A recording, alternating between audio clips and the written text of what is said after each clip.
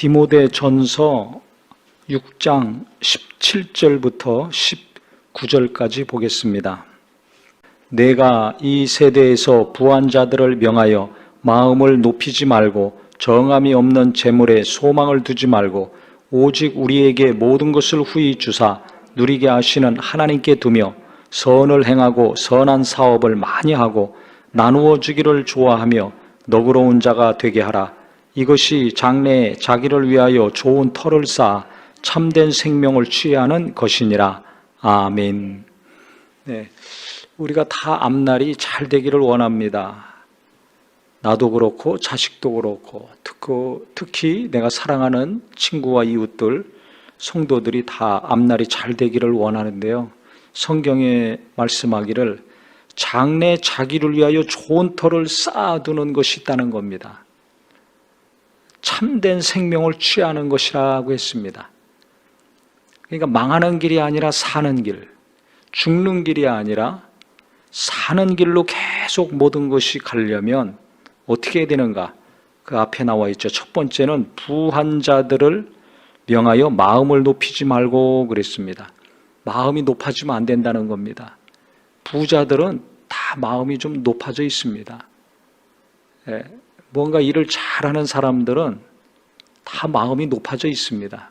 왜냐하면 내가 열심히 해서 뭔가를 이뤘기 때문에 그렇게 열심히 안 사는 사람들을 향해서 또 뭔가 기본적인 수준에도 올라오지 못하는 사람들에 대해서 무시하는 마음이 있어요. 그 어렸을 때부터 그게 있습니다. 공부를 잘하는데 아니 가만히 보니까 공부를 안 해. 무시하는 마음이 듭니다. 학교 다니면서 왜 공부를 안 하나? 저래서 앞으로 어떻게 살 것인가? 또 졸업을 하면 뭐라도 열심히 부지런히 하면 돈도 모으고 길이 열리는데 열심히 뭘 안 해요. 당연히 무시하죠.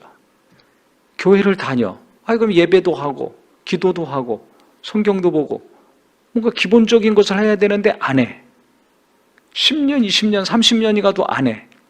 그러면 얼마나 한심하게 보입니까? 누구나 다 그렇습니다. 그렇기 때문에 이 기본이 안 되는 사람들, 뭔가 부족함이 많아가지고 기본적인 삶도 제대로 열심히 안 사는 사람들을 향해서 무시하는 것이 이게 어떻게 보면 당연한 것도 같고 자연스러운 것도 같은데 예수님은 그런 사람들만 주로 좀 만나셨죠. 또 그런 사람들이 주로 예수님께 달려왔습니다.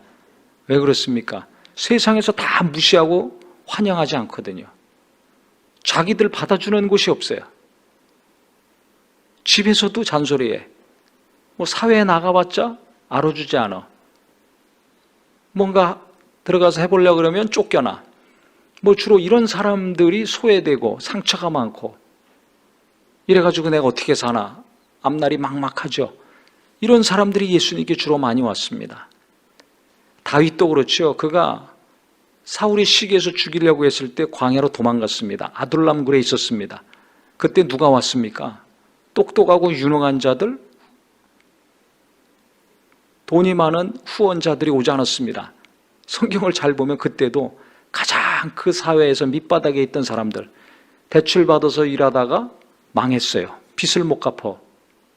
그럼 어떻게 합니까? 갈 데가 없는 거예요.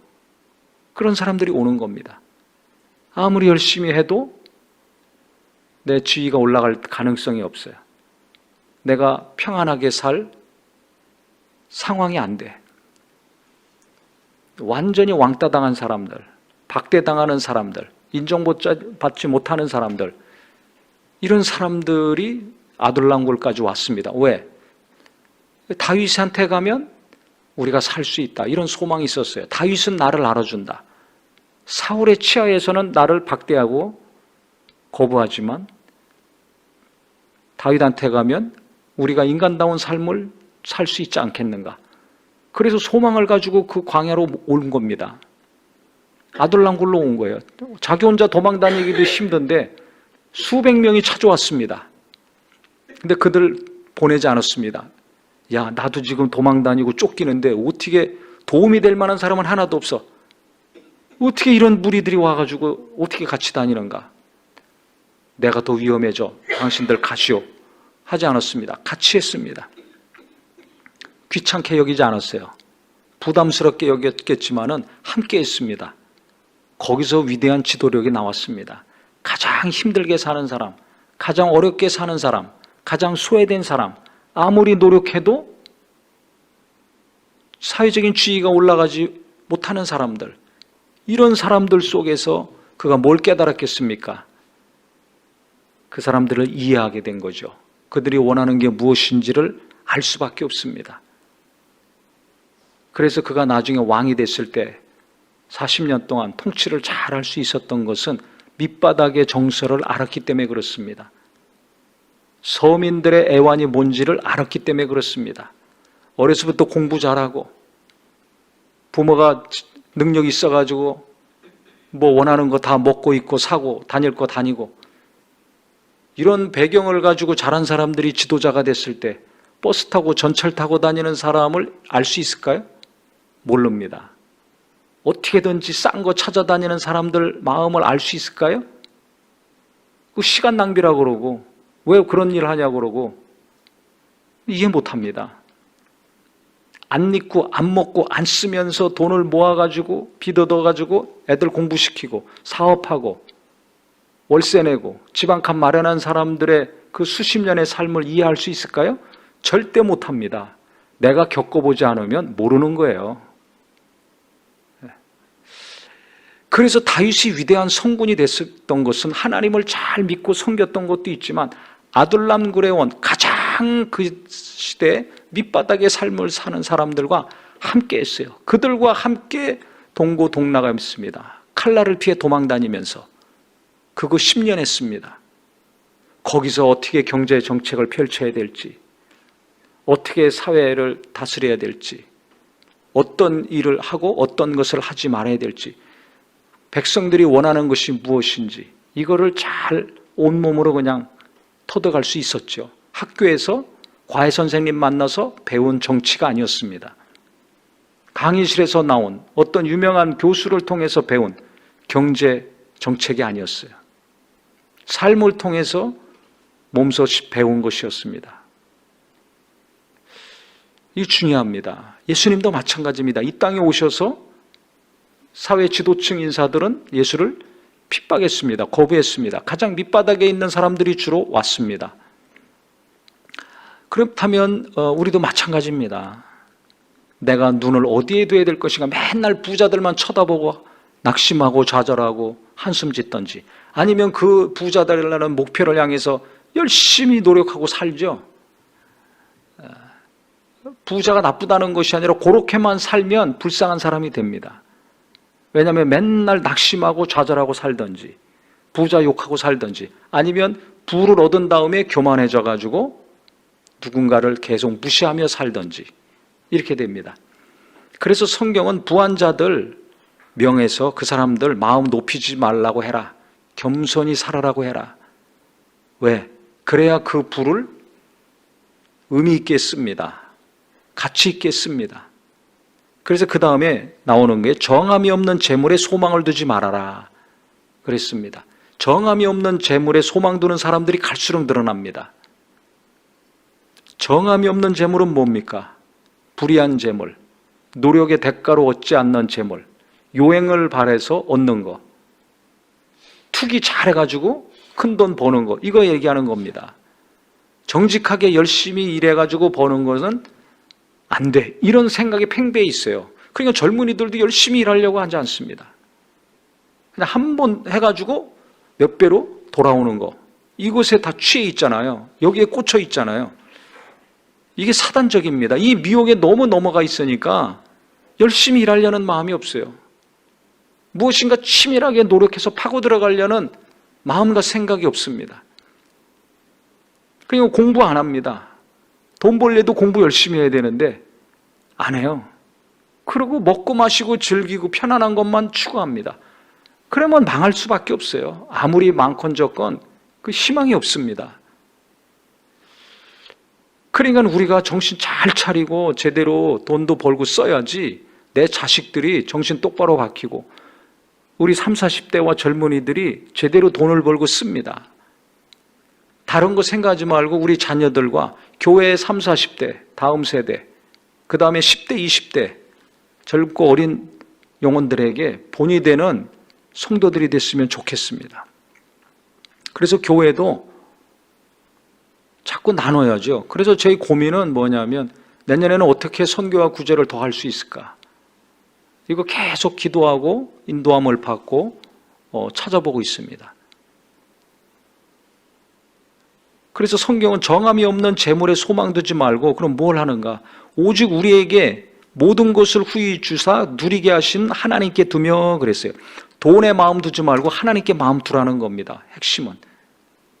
근데 우리는 하나님께 마음 둬야 된다는 거 잘 알지만 항상 돈에 마음이 가 있어요. 주일날만 성경 보거나 말씀 듣거나 기도할 때만 하나님께 가 있습니다. 그러니까 돈에 마음을 두는 시간이 몇십 배로 더 많은 거예요. 그러면 내가 그렇게 마음을 많이 둔 만큼 내 마음은 피곤하고 지치고 무너지기가 쉽습니다. 그래서 지금 그렇게 예수 열심히 믿었던 교인들이 항상 마음에 평안이 없는 것은 돈에 대한 마음이 절대적으로 더 강하고 세기 때문에 그렇습니다. 더 좀 이해가 쉽게 얘기하면 자본주의인데 지금 전 세계가 자본주의가 사단적인 요소가 대단히 많습니다. 말 그대로 돈이 주인이에요. 돈 중심으로 사는 거예요. 거기에 무슨 말씀 중심, 하나님 중심, 예수 중심이 어떻게 따라가겠습니까? 돈이 먼저지. 교회에서 무슨 일 할 때도 돈부터 생각합니다. 이게 당연한 것 같지만 아니잖아요. 성령이 인도하시면 순종해야죠. 돈이 있으면 하고 없으면 못합니까? 그건 세상의 이치고 방법입니다. 하나님의 나라는 돈이 있으면 하고 없으면 못하는 게 아니에요. 없어도 순종하면, 하려고 하면 하나님이 돈을 보내주십니다. 저는 너무 많이 경험했습니다. 그러니까 담대히 말할 수 있어요. 근데 이런 경험이 없으면 돈 앞에 맨날 계산하고 쩔쩔맵니다. 돈 위에 하나님 두지를 못해요. 다 돈 밑에 말씀이고 봉사고 교회고 예배고 뭐 교회 학교고 청년이고 다 돈 밑으로 가는 거예요. 주여 주여 하면서도 주인은 돈이에요. 예수님이 아니에요. 이것을 심각하게 생각하고 좀 바꾸려고 해야 되는데 그러질 않습니다. 왜?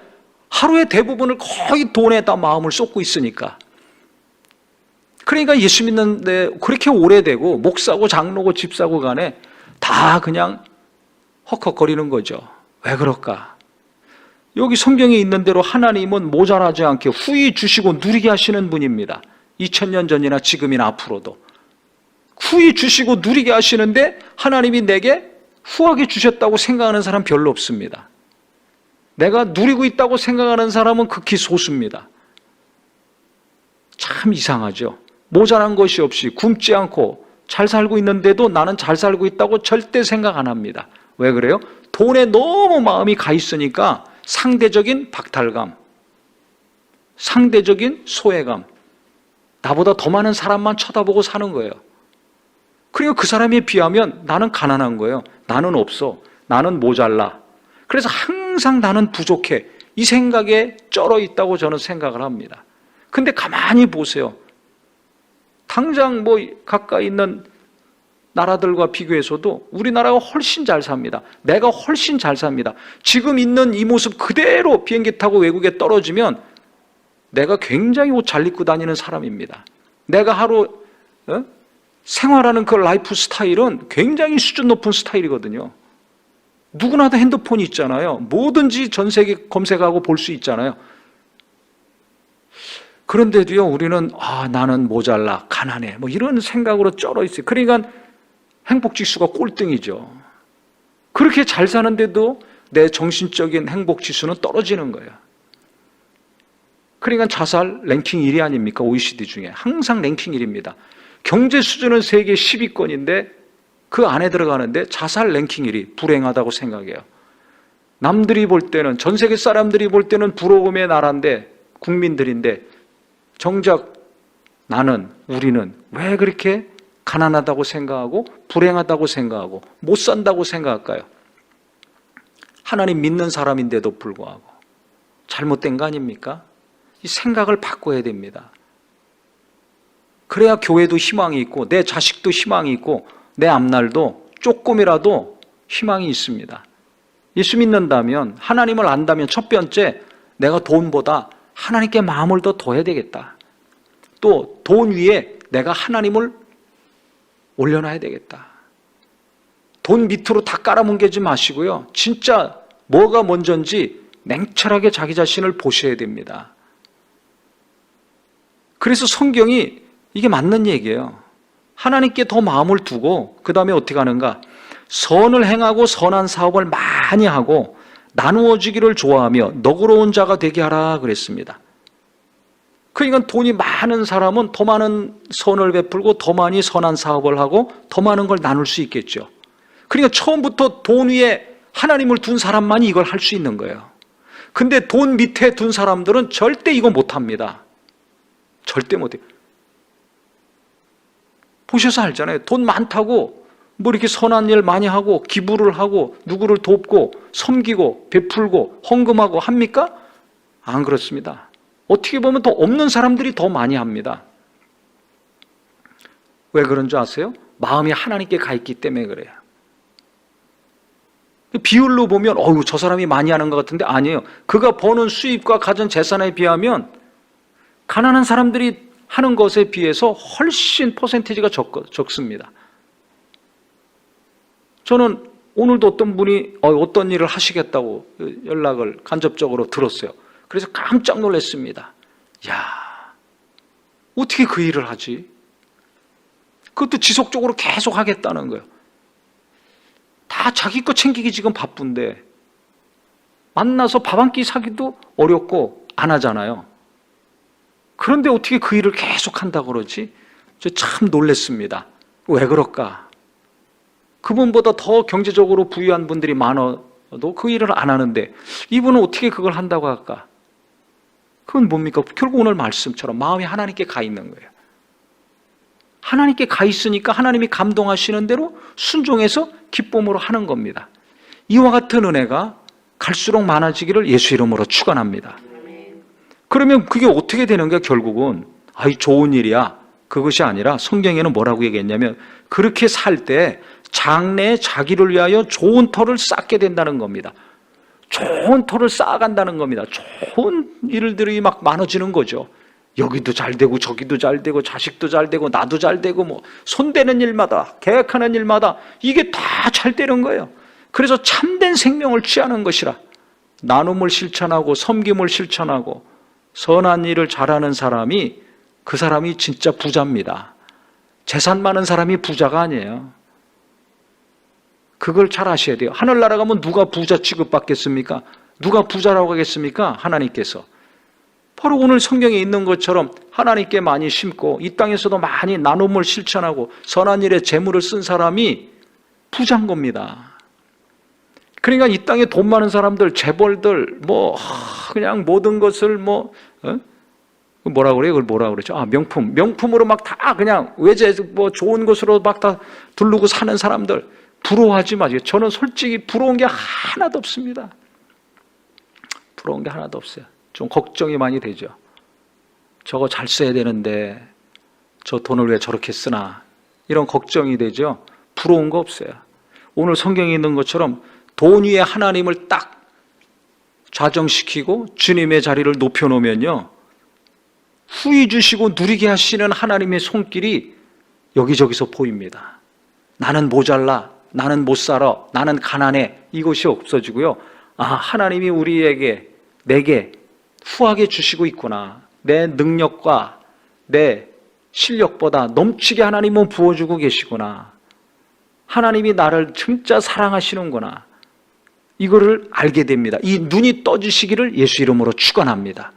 그 다음에 하나님이 넘치게 부어주셨다는 걸 알기 때문에 어렵게 사는 사람들이 보이고 그분들을 향해서 물질이 흘러가게 합니다. 계속 흘러가게 합니다. 흘러가게 하니까 모자라게 해서 샘솟듯이 하나님은 또 계속 주시는 거예요. 어떻게 주시는가? 몰라요. 그런데 하나님은 주세요. 주시는 거예요. 이게 하늘나라의 이게 법칙이요 원리입니다. 세상에서는 내가 열심히 무엇을 해서 움켜잡아야지 내 것이 되지만 하나님의 나라는 하나님 뜻에 순종하면, 성경대로 살면 하나님이 주세요. 어떻게 주셔? 이 사람 통해서 주시고 저 사람 통해 주시고 이 일을 통해서 주시고 저 일을 통해서 주시는 거죠.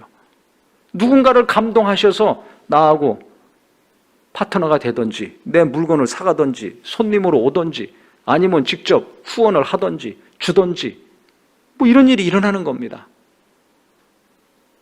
하나님이 감동하시면 이 땅의 사람들을 감동하셔서 나를 돕게 해주시는 것입니다. 이 체험이 있기를 예수 이름으로 축원합니다. 이것을 젊었을 때부터 예수 믿을 때부터 하면 좋은데 그렇지 못했다면 지금부터라도 했으면 좋겠습니다. 나이가 아무리 많이 들고 했더라도 지금부터라도 좀 하세요. 그래야 우리 자식들이 보고 돈은 저렇게 벌고 저렇게 쓰는구나, 신앙생활은 저렇게 하는구나 라는 것을 심어줄 수가 있습니다. 그래야 우리 자녀들도 하나님의 말씀대로 하나님의 뜻대로 돈을 다스려가지고 돈에 매여 있는 불쌍한 삶이 아니라 하나님이 후히 주시고 넘치게 누리게 하시는 것을 보고 감사하는 자가 될 수 있고, 모자란 게 아니라 남아있는 게 있구나, 이거 내가 나눠줘야 되겠구나, 이게 더 들어오게 하는 것이구나. 그래서 정신적으로 부유하고 감정적으로 풍요롭고 물질적으로도 하나님께 날마다 감사하는 자가 될 수 있을 것입니다. 이와 같은 역사가 우리 모든 성도들과 청년들과 청소년들에게까지 계속 심겨지기를 예수 이름으로 축원합니다. 같이 기도하겠습니다.